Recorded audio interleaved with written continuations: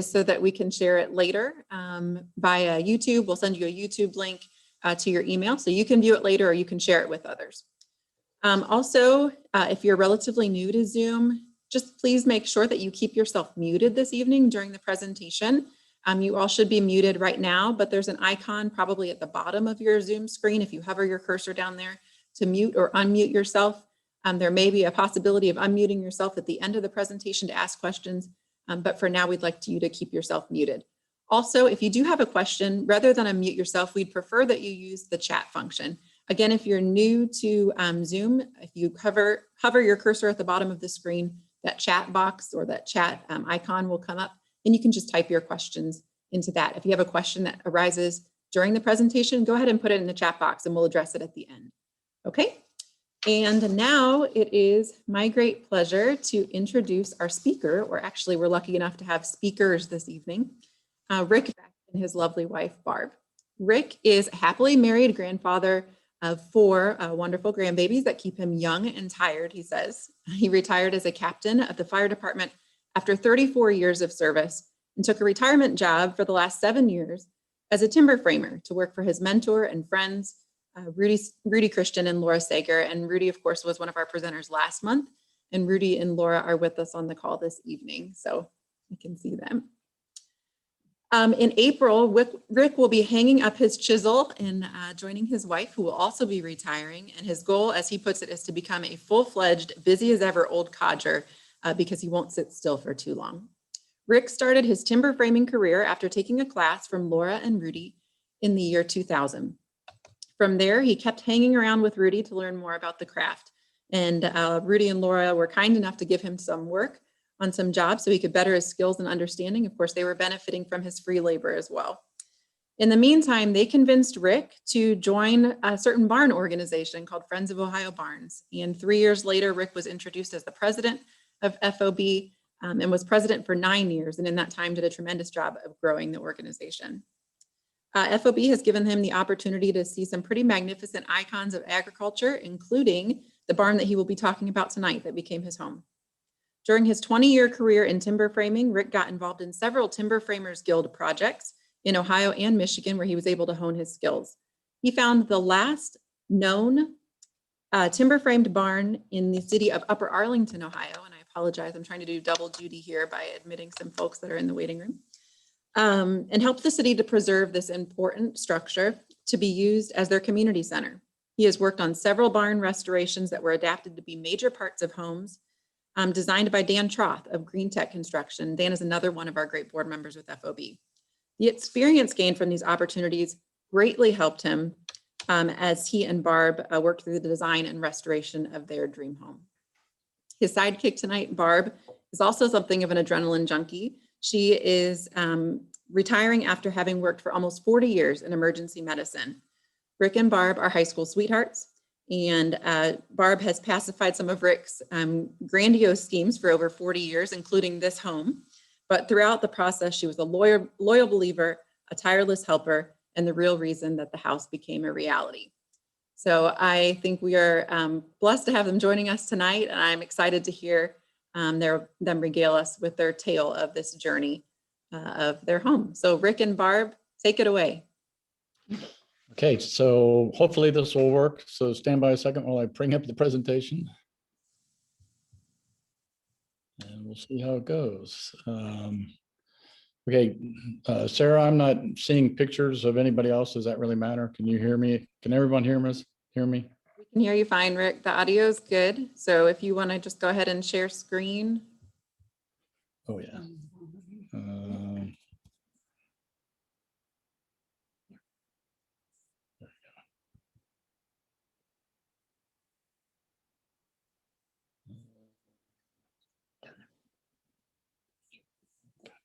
There you go. Perfect. All right. Well, thank you, Sarah, for the introduction and welcome everybody. We are excited to sit and tell you a little tale. It's a tale that's more than 10 years in the making, but the actual building of our house took about that long. It's a story of hard work, perseverance, an awful lot of luck, a little bit of karma, and some tremendous expert advice. I hope Barb and I will talk tonight and give you a little bit of the history of the barn and the background of where it came from. We'll talk a little bit about all the prep work that we went through to get our land adapted and available to make it, to put structures on it. Some of the other things that we had to do prior to even starting with the restoration process. And we'll go through the process, talking about the raising and how we enclose the frame, and then finish up with talking about some of the different building concepts that we incorporated into and the finishes that we worked on doing this building. For those of you that don't know me, most people that would spend 34 years running into burning buildings while everybody else is running out, it made me comfortable in willing to take chances and take risks and try different things and expand my horizons, if you will.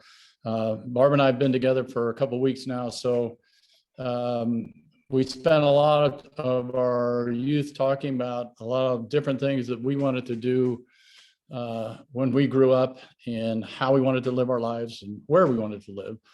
And I had managed to convince her that I want to live out in the country, grow our own vegetables, live on the land, and we didn't want to live in anything really normal. At the time when we were in high school or finishing up high school, I always thought, man, it'd be cool to live in a log cabin out in the woods somewhere. It didn't take me that long after I got out of high school to realize how maintenance heavy log structures are. And coincidentally, I had the opportunity in my teenage years and early graduation years to live and work on a couple of different farms. So once I became aware of these beautiful timber frame structures on these farms, I quickly made the decision that log cabins were not for me, but these beautiful timber frame structures were just, I just really fell in love with them. And I always thought it would be really cool to maybe live in something like that. Well, finally, after getting married and having a couple kids, we decided that if we were ever going to make this dream reality, I was going to have to do something to learn how to timber frame. I had built a house, a stick frame house.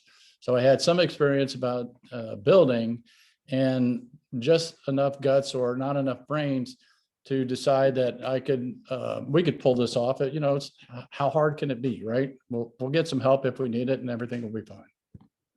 So I took a class in 2000 with Rudy and Laura, and again, really became enamored with the whole idea and the whole concept of timber framing. So like the Sarah had said earlier, I hung around with Rudy and Laura and kept bugging them and kept learning about different things. And over the first year or two that I started working with them, we had talked about the idea of building, possibly getting a barn and building it on a piece of land. So we went ahead in 03, late fall of 03, and bought 5 acres of land of a heavily wooded area, or it was at one time. The owners decided to log out the big timber and left this whole 30 acres looking like a giant tornado had gone through it. So our first challenge before we even thought about buying barns or doing anything with barns was we had to work on getting our land prepped and getting it cleaned up and getting it ready to go. Unfortunately, this picture is the first winter that we had on our property, and we had a big ice storm, had about 1 inch of ice on it. And so the ice storm managed to knock down an additional 60 trees. Well, we didn't have any machinery, we didn't have any equipment or whatever. So it took us a couple of years of going up there and cleaning it all up. The next thing we needed to do as far as prep, if we were ever going to have a barn house, was we needed to have storage space or barn ourselves, an actual barn, to be able to do restoration work on it and store equipment and have some machinery so that I could actually do something. So in the and later on that fall, Rudy gave me a job of dismantling these two barns that you see in this picture, and an additional one in Granville. And my reward for that was I was able to take this 20 by 30 carriage shop or machine shop that was built in the 1860s, around there, all timber frame, very cool structure. And we took that down and we stored that in our garage in Westerville near Columbus for a couple of years while I worked on that. So every car that I've ever owned, I think, has been parked outside, because there's always something piled up in our garage somewhere that keeps me from being able to do anything. But So my car stays in. yeah, better. So late fall, we cladded the barn structure. I purchased a tractor, so we were able to finally do something in case we ever found a barn. It's just so happened that I've been working in for a couple of years with Rudy. He offered to take me for a ride to go look at a couple barns. There's an Amish gentleman up in Geauga County, that's northeast Ohio, in what was called the Connecticut Western Reserve. And he had a barn that he wanted to sell because he wasn't interested in the size of it anymore. As you see from this picture, it was a milking operation at one time, and his sons had grown. So he got rid of the operation. He just wanted a new structure. So Rudy took me up there to take a look at this frame. And it was a pretty unique structure. And while we were traveling through the village of Parkman, he pointed out that there were several of these types of barns that all had basements underneath of them. And he said that these were originally English ground barns, and that all these barns were essentially saved because the German Amish that had come in after the English came in, saw these barns, immediately or shortly after their purchases, we assume, put basements underneath them, which essentially saved these barns. Because those of you that know anything about ground barns, that's what they mean. The sill plates are exactly on the ground. There were probably field boulders or something that they were sitting on at one time, but the weight of the barn in years, they would eventually make contact with the ground and rot out the sills, and then you'd have a lot of issues with ground barns deteriorating rapidly. This one wasn't the case because they had put this basement underneath them. And in fact, when we looked at it, we said there was probably, without pulling the siding and everything off, 80 to 85% of this barn was in absolutely beautiful condition. And so Maria and I kept looking around it. He was talking to the owner. I noticed some really unique things about this barn that I had not noticed about other barns before. Granted, I hadn't seen that many at the time, so Rudy helped point out some of these things. One's the pole rafters that you see in the ceiling, which I thought were really cool, that were in the barn. But then some of the other things that Rudy started pointing out, the picture on the left, where the tie beam and the eave plate of the frame come together, they're on the same elevation. And that's really unusual, because most square roll barns in Ohio, at least, have what's called a drop tie. So the tie beam, the beam over here on to the left of that picture, would actually be anywhere from 6 inches to maybe even a couple feet lower on the elevation on where it joins into the post. But in this case, this was called an English, Rudy said this was called an English tie joint. And I'll show you a little bit more about that. And he said something about a triple bypass joinery in the post, but that just immediately went over my head. But until we got it apart and really started learning from it. I also noticed these really cool siding grooves that were that were all around the perimeter of the tie beam and the eave plates. And that's where the vertical siding would have snugged up into there as they put it together. But the thing that really caught my eye was this incredible ridge beam that was up in the roof. I had never seen anything like it. The pole rafters actually mortise and tenon into this 40-foot long, one piece, hand hewn pentagonal ridge beam. And it was just incredible. So I understood enough about the barns that I had seen in the past to realize that this is a really incredible structure. And when Rudy offered me the opportunity to buy it, I took all of about 10 seconds to tell him yes, without having talked to my sidekick over here. But it didn't take much to convince her that evening that this was a worthwhile project to do. So we struck up a deal with the owner, and in trying to get the time frame right, in the summer of 04, thank you. In the summer of 04, we started doing the dismantling of the frame.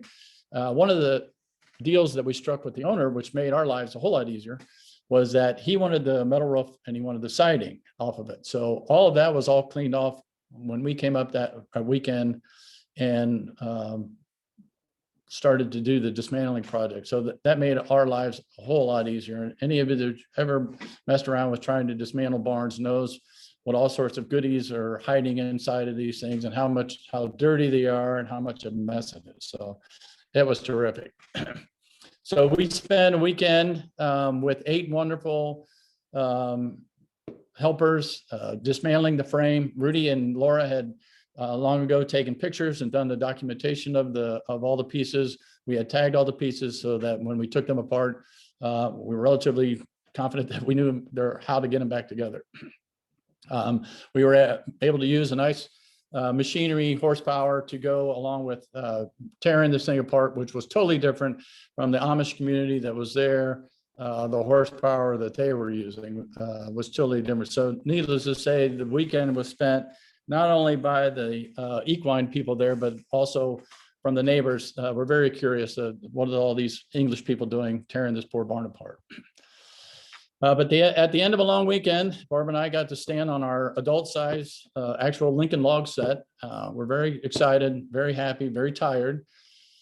Shortly after this picture was taken, Barb turned to me and said, "So how long is this really going to take to actually build this house, to make a house out of it?" And I'm like, "I have no idea. We still have other barns to build, to haul this stuff in." I said, "Probably from the time that I start until the time that we finish, because we were going to do the biggest part of the work ourselves." I said, "It's going to probably take me at least 10 years. So little did we know. I throw this picture in because I'm always amazed. You saw the picture of the frame, how beautiful and majestic it is standing up.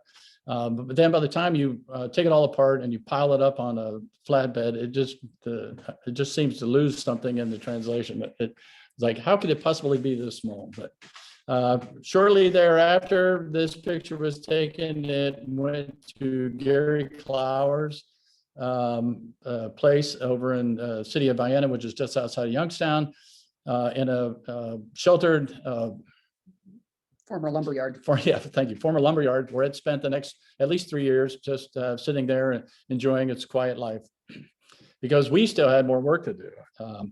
I knew that in order to start getting pieces to haul them over from Youngstown to Mansfield, which is where this is, actually just south of Mansfield, we were going to have more structures to be able to put and store these pieces while I was working on the restoration. So in 08, we built our garage, and then we were able to finally, as we filled up the barn, the first thing that we built, we were able to bring more pieces over and get them stacked, and so that I could start working on them while Barb was busy cleaning up some of the material that we were using for the repair process. We had decided long ago that once we got this frame, some of the things that we wanted to do was we wanted to expose as much of the frame to the inside of the house as absolutely possible.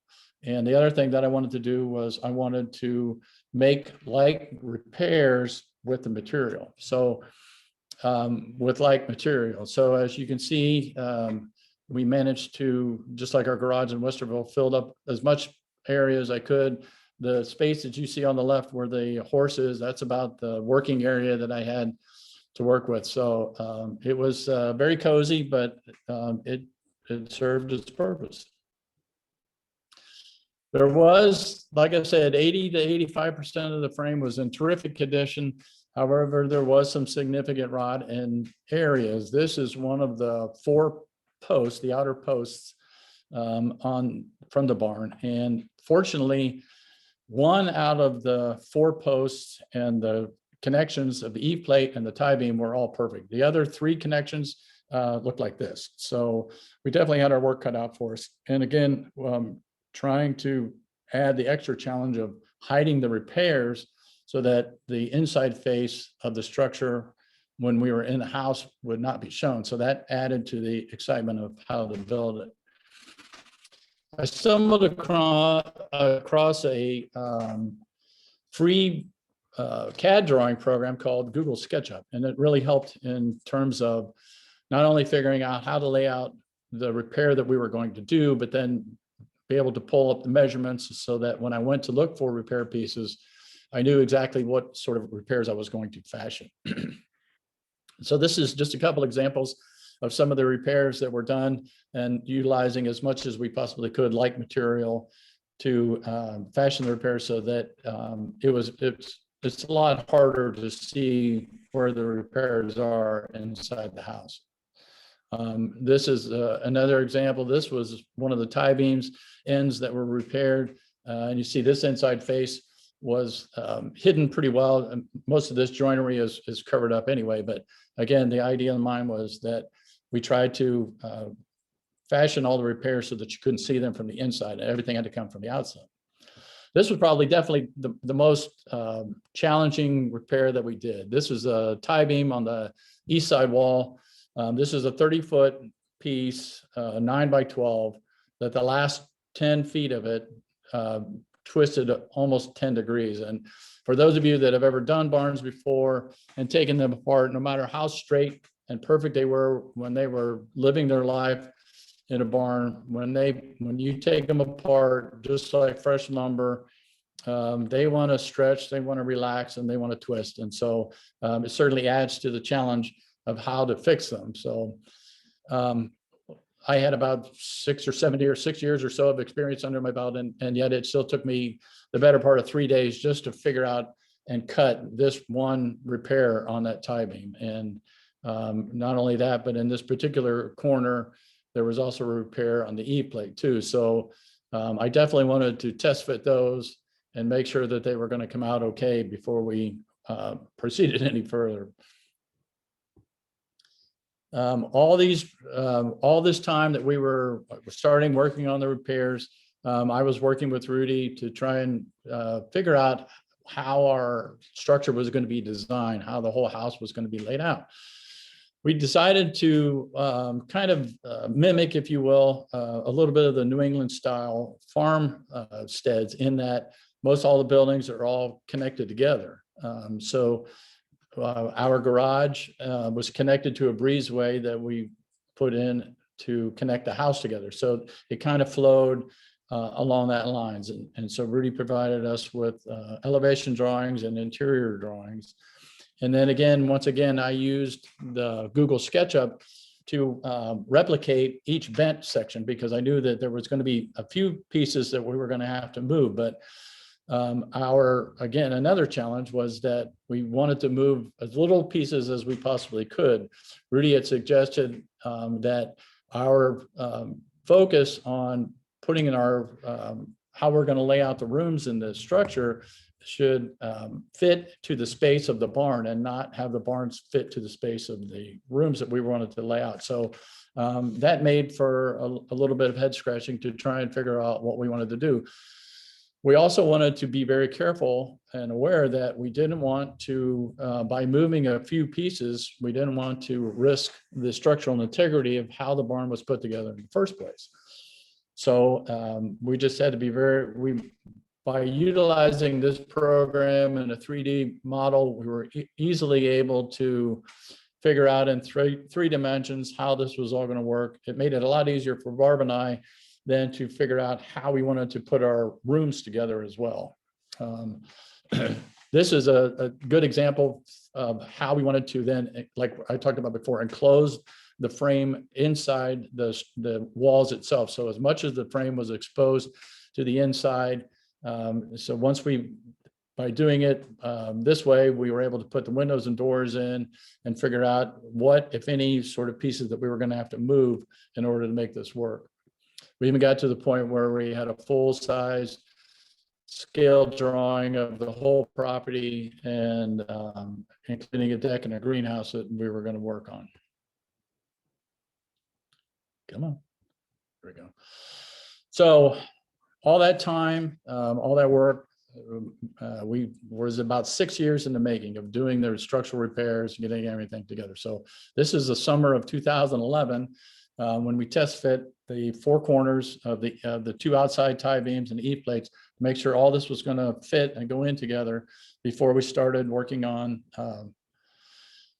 actually laying out our bent pieces and preparing for the raising, which was going to take place in the first weekend of October. Gary Clower and Sarah and John Woodall and Dan Troth even came a day or two, but the first three were very instrumental in helping me spend the week getting this thing all prepped and ready to go, along with obviously with my sidekick here. So on October the 1st, we had 30 people plus that were coming in. We had people that are already camping there. Barb and her cohorts were working on fantastic food to feed all the help. We were getting everything ready. This was a Friday afternoon. The reason I have this picture in here is because of the crane that was there. Middle of the afternoon, I got a call from my crane operator that said, "Hey, I hate to tell you this, but my crane just broke down. My transmission just blew up, and I'm not going to be able to be there tomorrow to help you raise your frame." So having been a firefighter and a paramedic and worked on people that had heart attacks before, I thought, wow, this is what it really feels like to have a heart attack. Well, I was freaking out, trying to figure out what in the world are we going to do? We got all these people coming, all this kind of stuff. So again, our good luck, our good karma worked in our favor one more time. I got on the phone real quick and happened to get a hold of a guy that knew a crane operator. He was in Cleveland. He wasn't working that weekend. He said, "Sure, I'll come down." So he literally saved our bacon. And then on a kind of a rainy, cold Saturday morning, we started the process of putting the frame up. I had all of our family was there. My son was a huge help. He was working with the crane operator, running hand signals while I was running around trying to make sure that we got the right pieces in the right spot. And things were going together just smoothly. But then, like I said before, that whole part about the twisted pieces and how old frames don't really like to go back together, this was a really classic example. The post apparently had twisted just enough. This plate had twisted just enough. This is a knee plate on what's in the south wall.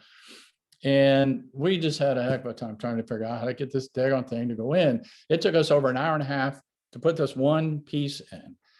And it was closing in on the later part of the afternoon. And we're like, everybody's getting demoralized because we were really struggling to put this one together because we had another one to do. And we were thinking, boy, what are we going to do with this? This piece took about 15 minutes. So for whatever reason, it decided to behave and really made us feel a whole lot better about ourselves.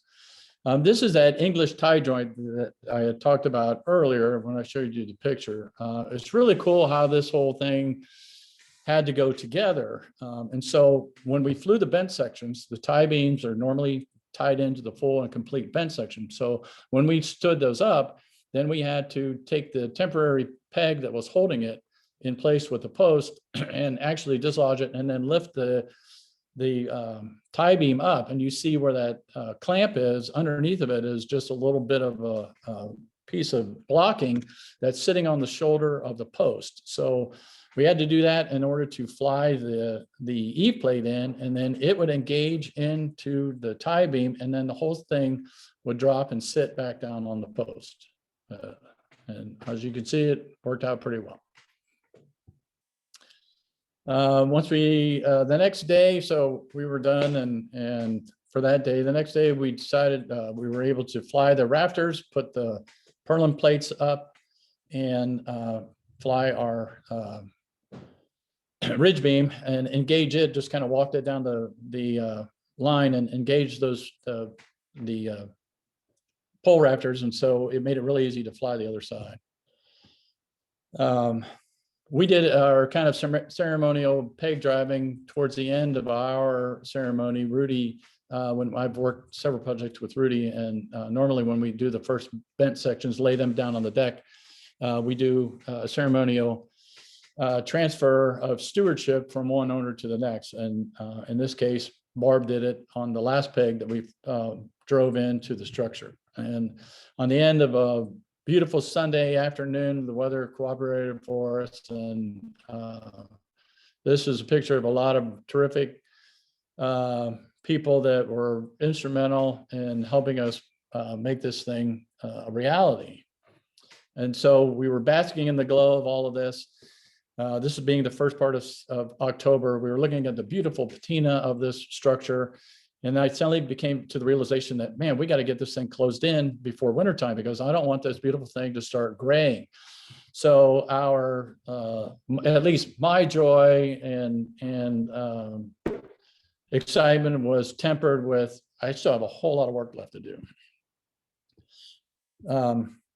I'm backtracking a little bit because all these things that took place over the 6 years of doing the restoration work, when we were during the winter time, or when I was at the fire station working, this is just a sample of all the different things and books and references that we used to work on the things that we were going to incorporate into our structure.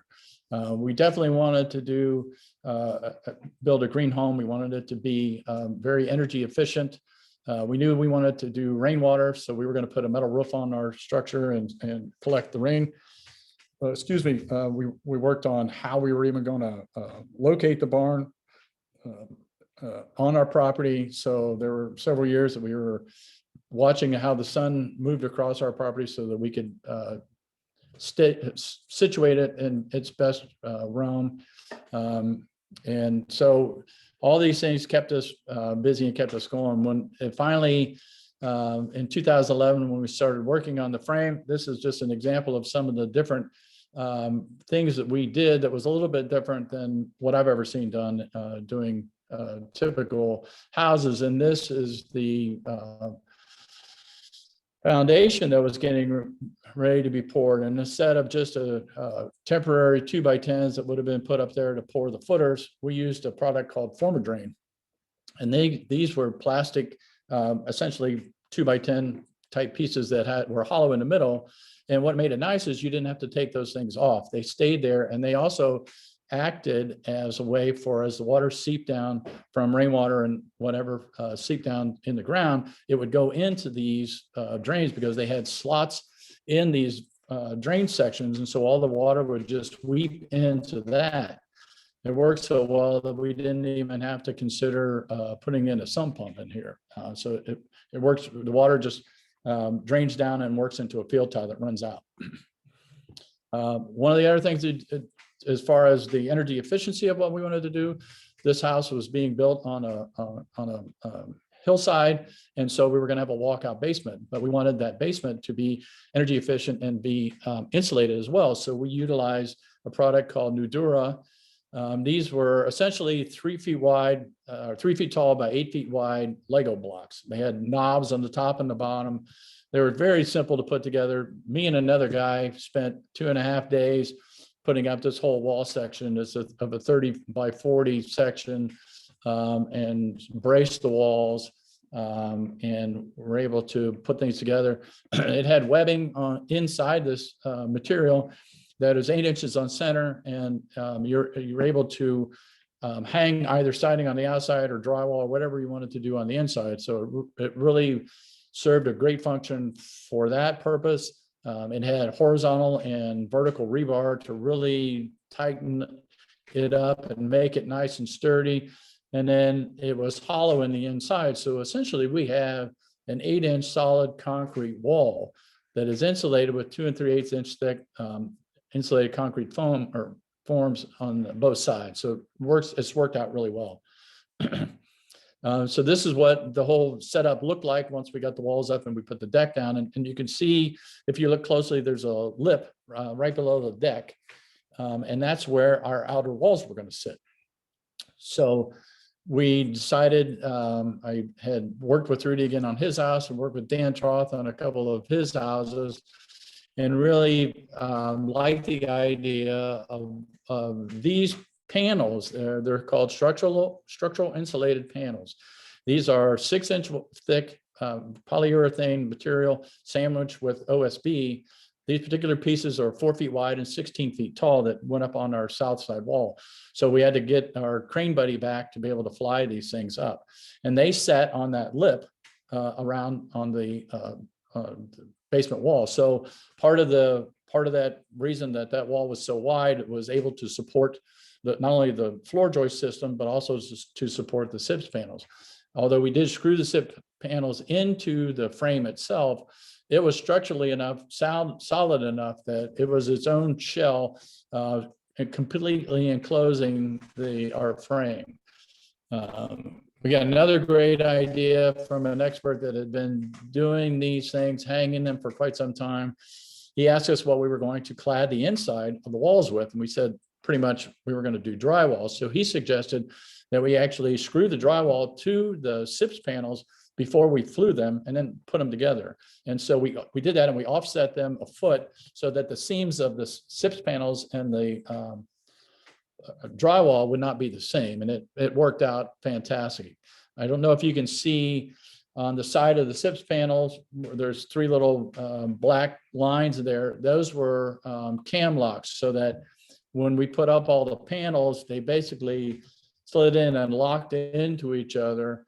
And I provided the panel company with a set of drawings. So they had them everything marked. All we had to do was find the right numbers and join them together.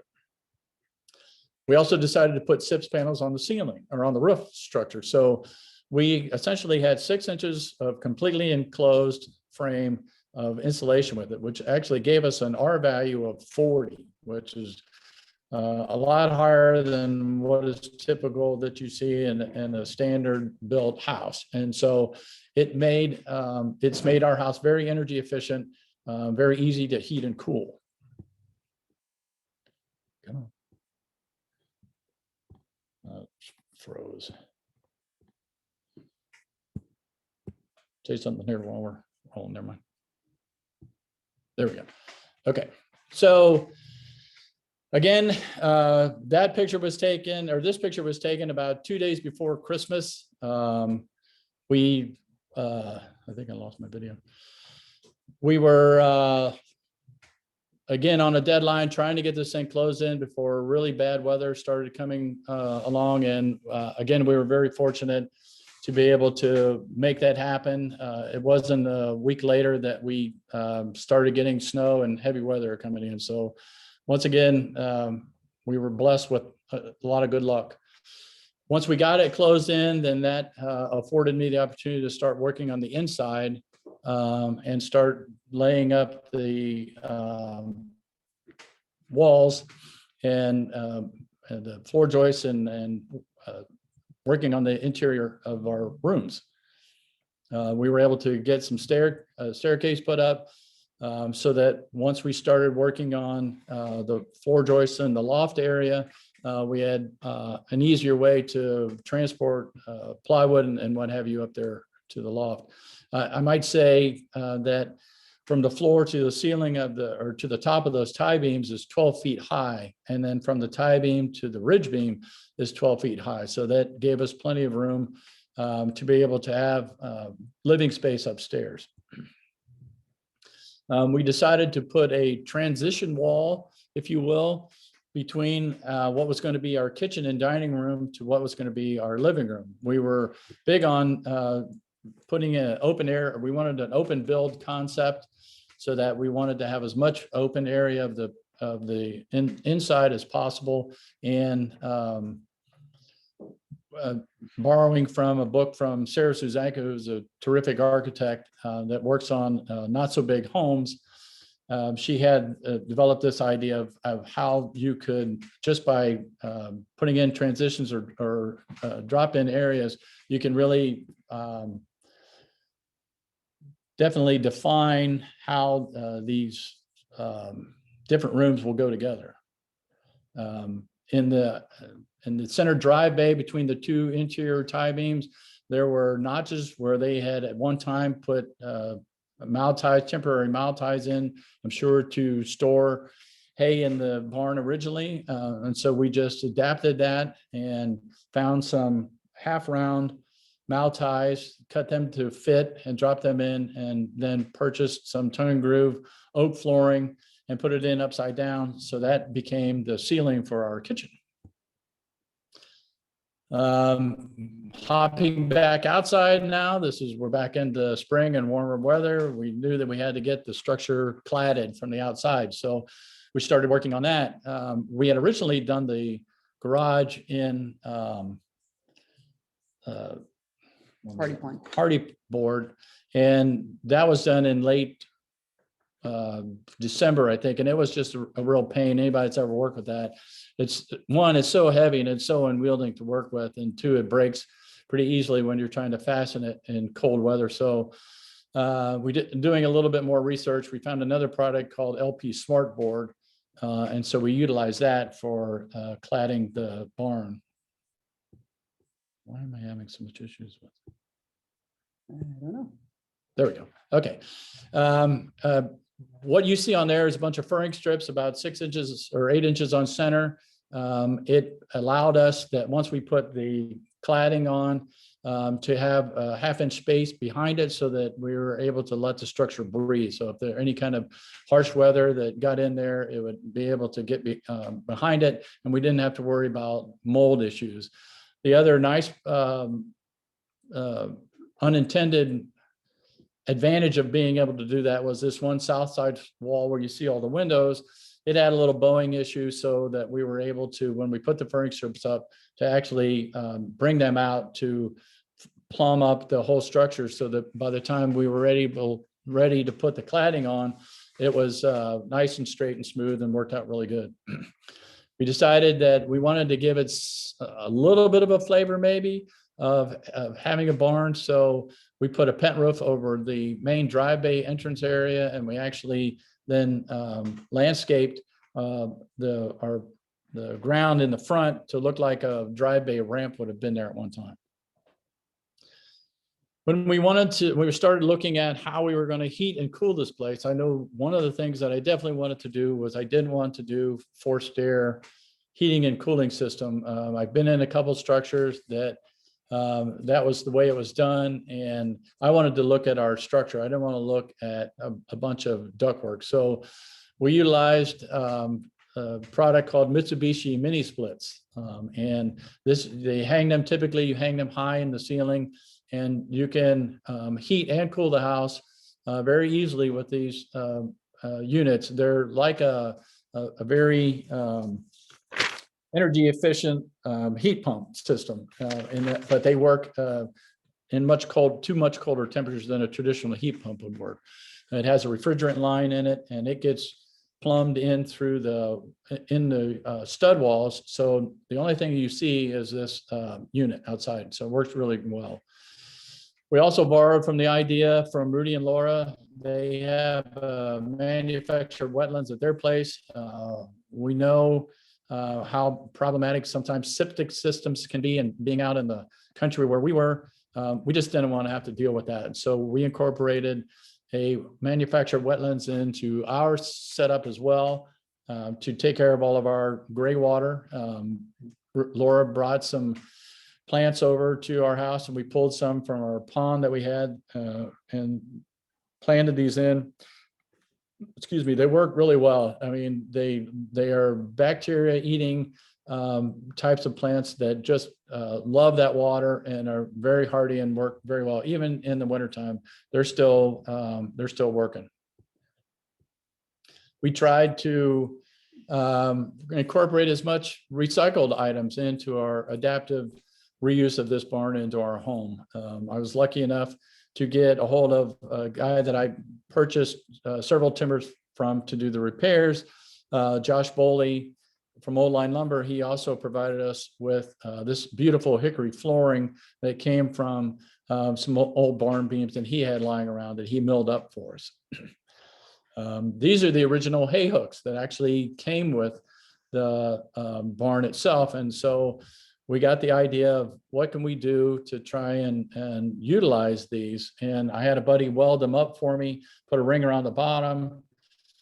Barb found this really interesting light fixture, and we turned that into our chandelier in our living room area.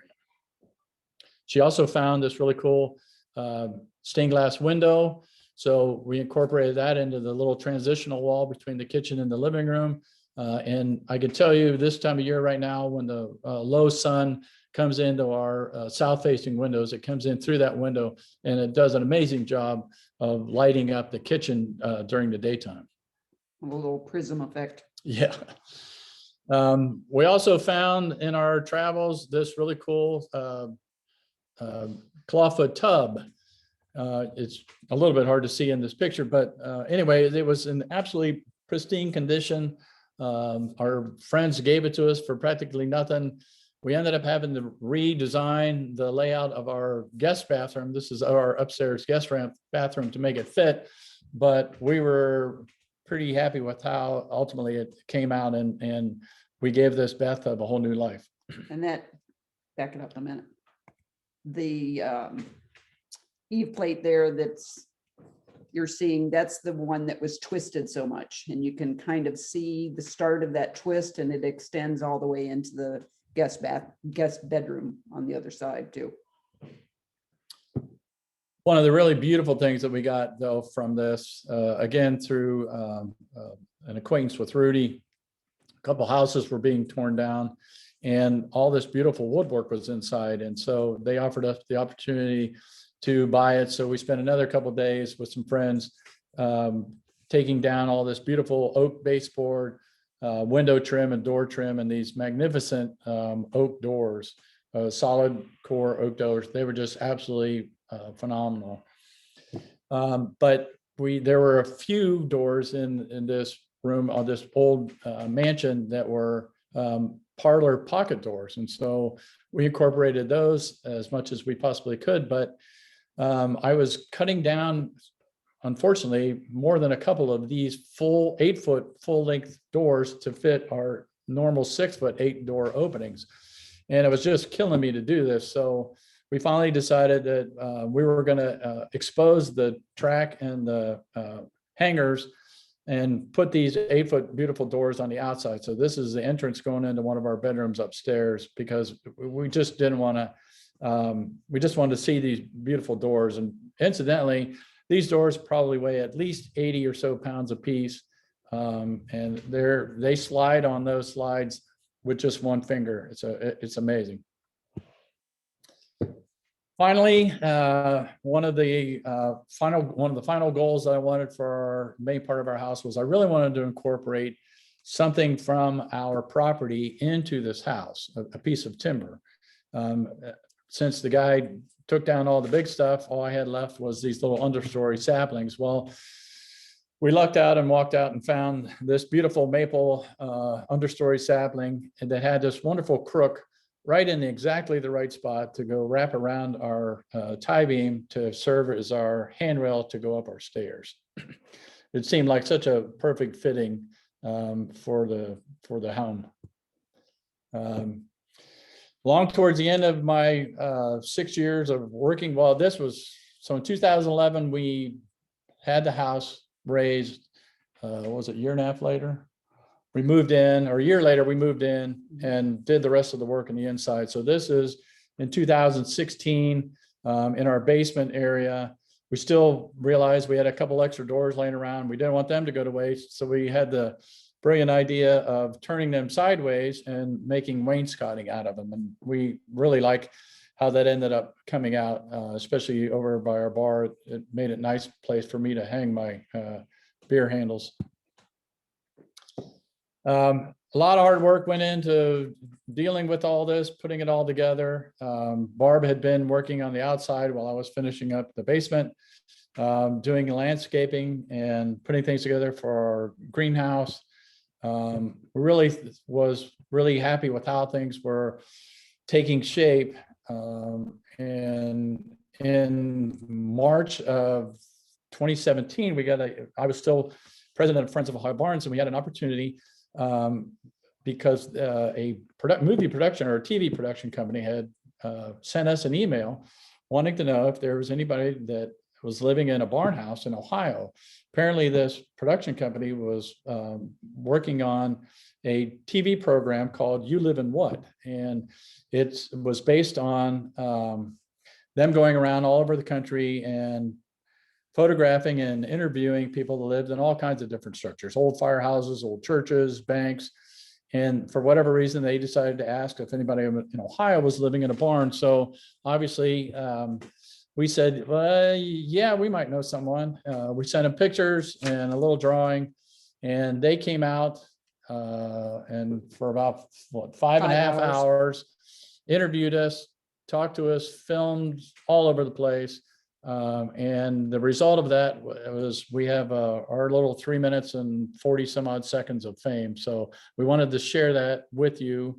And again, Sarah, what do I have to do to get out? You're good, Rick. I just stopped your screen sharing. So we're going to do a quick change here. I'm going to attempt to share my screen so we can share that footage with you. If for some reason my laptop should freeze in trying to do all of this, everybody stand by. I have another computer signed in and I'll run to the other room and work from that one. So give me just 1 second.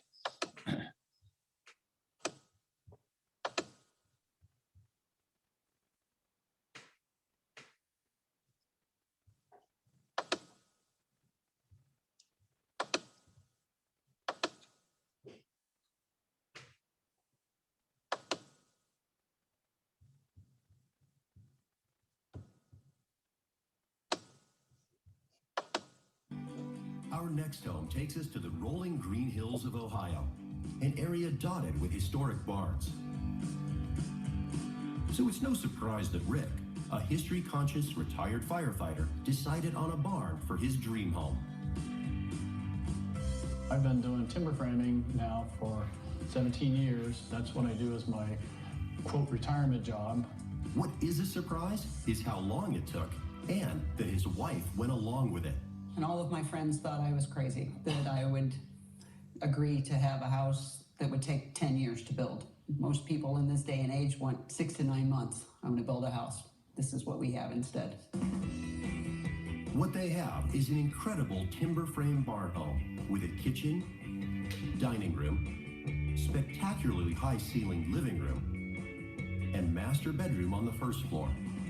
3 bedrooms on the second floor, with one currently serving as Barb's quilting room, and a basement entertainment level complete with a bar and attached greenhouse.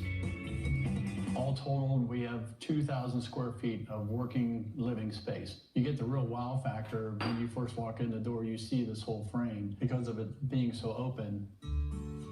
Preserving that historic frame guided their steps throughout the restoration, a process that began with moving the 200-year-old barn, which they had bought from an Amish owner in a nearby county. Working on his off days from the fire department, it took Rick a few years to repair and replace rotted timbers. But then came the big day. We had an old-fashioned barn raising where we had probably 30 or so people help us out. We put the bent walls together, laid them down on the deck, and then used the crane to put everything together. We lived in it a year and a half before we had final flooring, final walls, colors on the walls. But capturing the beauty and history was worth it. These are all hand-hewn beams. A felling axe was used. They would have felled the log in the wintertime, and then they would have taken a broad axe and they would have squared off these timbers to make them square like they are. This is all wooden pegs, as you can see. The nice part about these structures is they're relatively easy to be able to take apart and to adapt or to move. It's 200 plus years old timber, and yet when we cut into that thing, it was still green. It still smelled like the day it was taken down. It was the most amazing thing. The kitchen is kind of the heart of our home. Cabinets are Amish custom made because we wanted to work under the beams as well as around this beam and that beam. The 12-foot ceilings make it open feeling, but yet the lights bring it down a little bit to give you a feeling that there is something between you and the immense size. The really interesting part about this roof structure is above me is an actual hand-hewn 40-foot long, one-piece pentagonal shaped ridge beam. It's pretty rare that you find those in Ohio.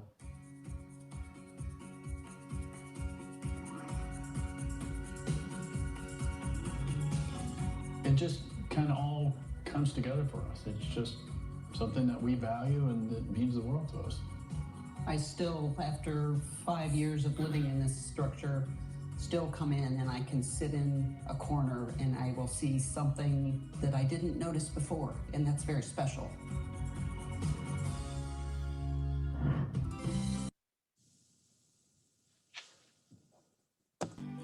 Our Well, I'd just like to finish up by saying a few thank yous. One, thank you all for listening to our little bit of a story today. But first and foremost, I want to thank Rudy and Laura. Essentially, in the year 2000, you guys more or less changed our lives about our direction of where we were going and all the crazy things that I've gotten into over the last 20 years. I definitely want to thank Dan Troth. I did some work with him and the Green Build technology that his company is all involved with. He was very instrumental in helping us design and offer suggestions on doing the Green Build, to the Josh for getting the flooring, and finally to Gary Clower and Sarah and John Woodall. Without their help and support, especially taking the frame down and putting that back together, we're eternally grateful to everybody for that. So with that, thank you, everybody. Thank you so much, Rick and Barb. I think it's really neat to follow along with that journey. Those of us that have had the privilege of being in your home, it's just such a special place and clearly a reflection of you all and your admirable relationship and your family. So what a really unique and beautiful home. At this time, we have some time for people to ask questions. So again, if you have a question that you would like to put in the chat, please do that now. And again, that chat function, that chat icon would be at the bottom of your screen in the center.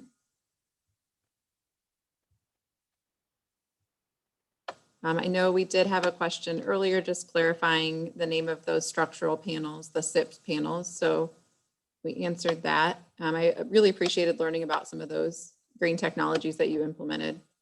One question that we have here, were there any issues or surprises when getting a certificate of occupancy? No, it was actually very easy because there's too many crazy lucky things that have gone on in our life. We live in a township that doesn't have any building codes because there's such a heavy Amish population in our township. The only building codes we have is for sanitation. So we did have to get our wetlands inspected. When they came to do that, they had absolutely no idea what they were inspecting. We actually basically educated them about doing that. The health department. Yeah, the health department. Yeah, exactly. So it was also, we essentially built this on the fly as we went. That's the other thing that made it easy for us to do. So we didn't have any issues. The other issue that we were lucky enough, when we sold our home in suburban Columbus, we used our equity from that to finance. So we didn't have a mortgage and the bank coming in and wanting inspections here and there. So another question, can you explain more about your septic system, or in your case, your wetland system? Sure. We actually have a combination of two different systems. The wetlands takes care of all of our gray water. For our black water, or essentially water from the toilets, we put in a sand pit filtration system.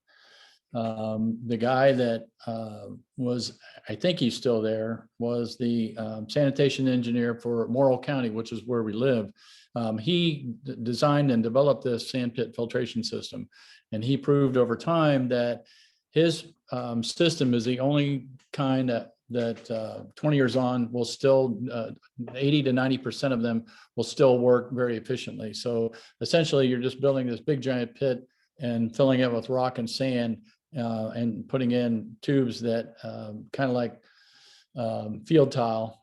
So as the water comes out from the water systems, it goes in through that and filters through all of that.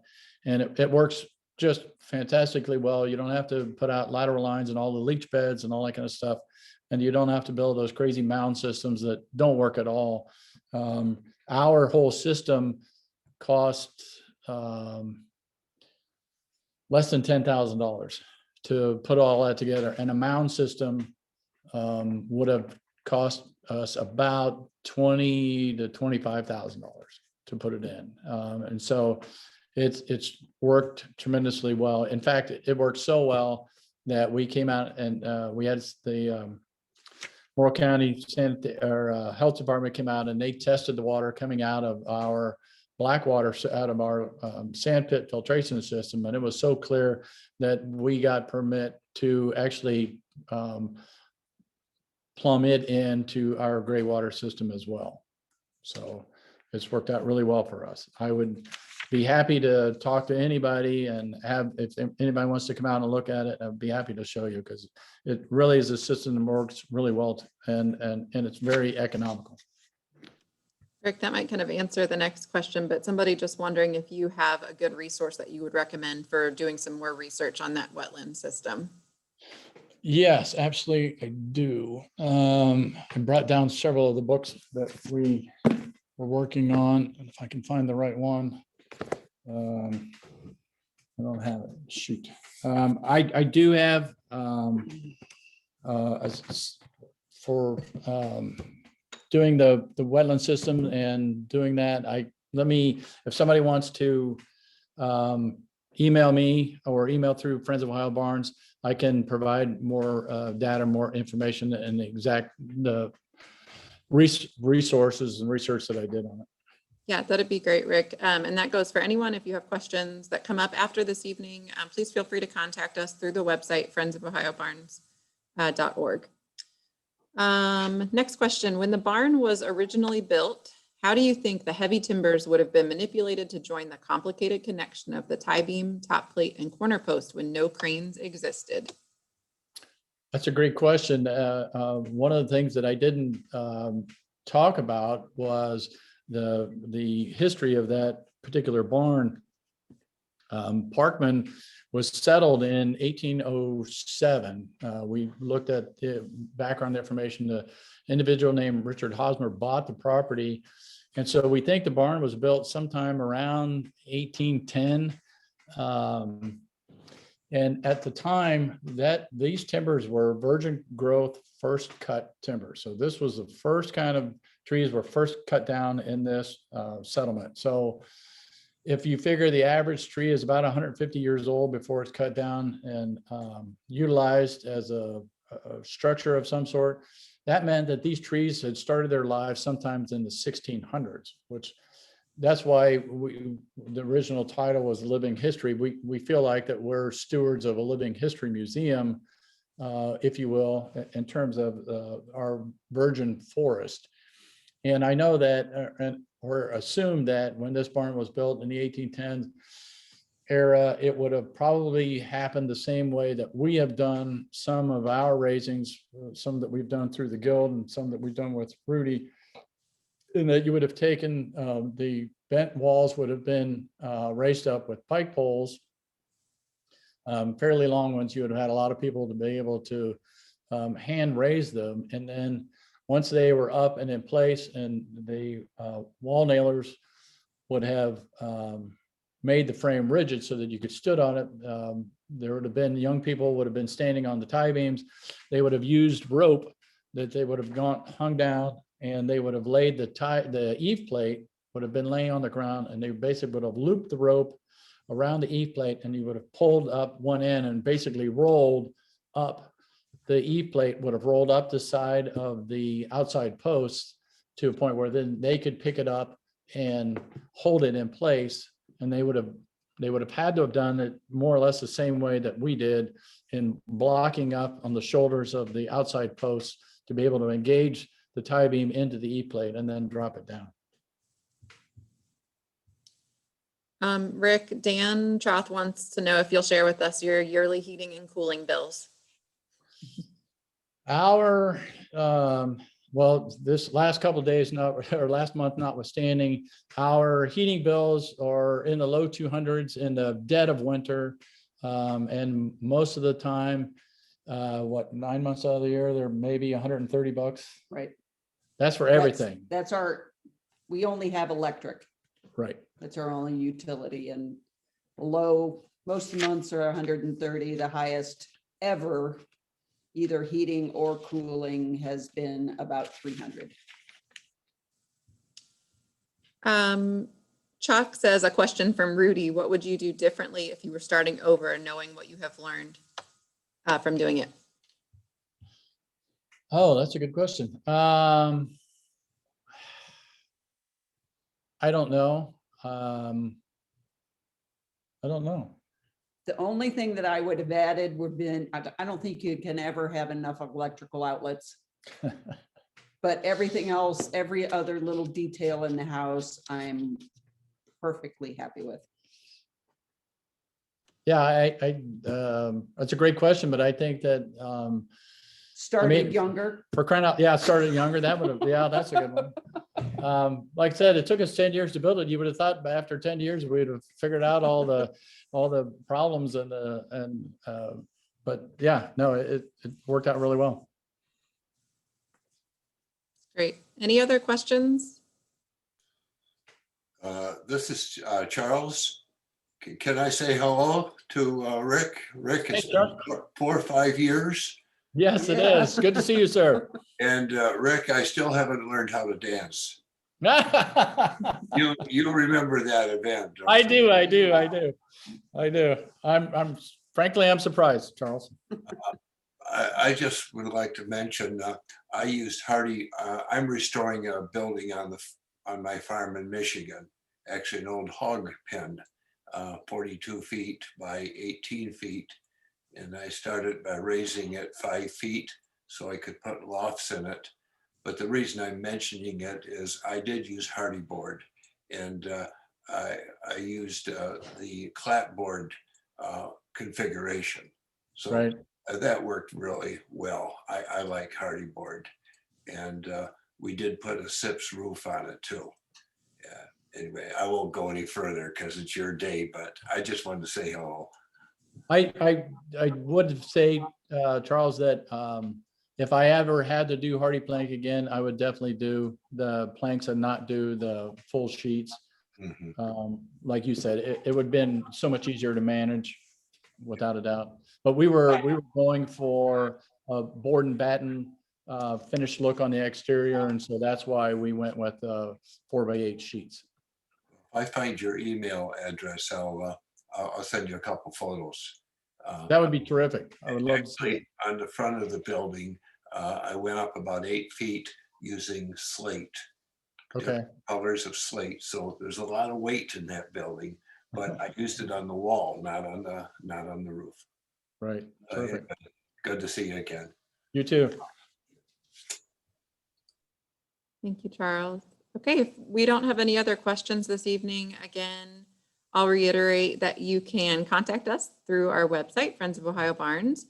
And we hope that you will join us next month for the continuation of our virtual lecture series. It's wonderful to see so many of you. I can't wait until next year, when I certainly hope we'll be able to resume our in-person conference, but this will have to do for now. And it's nice to see all of your faces. So join us again next month. Rick and Barb, thanks again so much for your time tonight. A great story. Thank you for inviting us. And- Appreciate it. Thank you, Sarah. Thank you. Great presentation, Rick. It's Thank you. great. Appreciate it. Hi, everybody. Bye, everybody. Oh, good to see you. Yeah, see you.